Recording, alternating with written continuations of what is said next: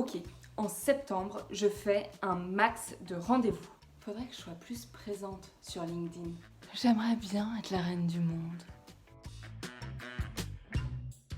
Le point commun de ces 3 objectifs, c'est qu'ils ne sont pas smart.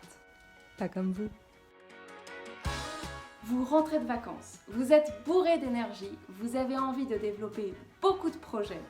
Comment passer de l'idée à la réalité sans se disperser et en optimisant ses chances de réussite? Eh bien, c'est en se fixant des objectifs SMART.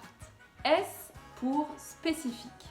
Se fixer des objectifs flous, c'est comme décider de se rendre quelque part sans regarder le trajet avant. Plus vous choisissez des objectifs qui soient précis, plus les actions et la feuille de route qui vont en découler vont être claires. Si je reprends mon exemple de LinkedIn, il vaut mieux se dire je poste 2 fois du contenu par semaine.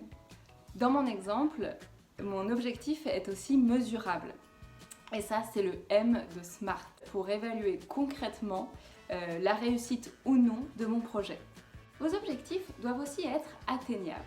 Est-ce que vous avez les moyens de vos ambitions en termes de compétences, en termes de ressources humaines et financières, en termes de temps, par rapport au marché?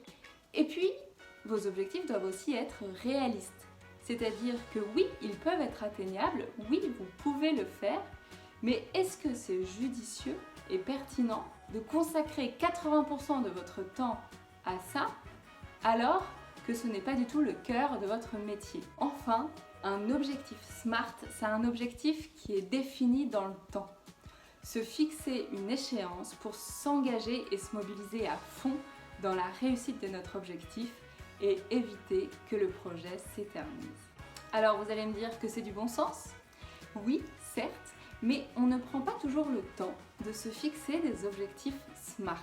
Prenez ce temps et vous verrez, vous optimiserez vos chances de réussite et surtout, vous aurez un meilleur sentiment d'accomplissement.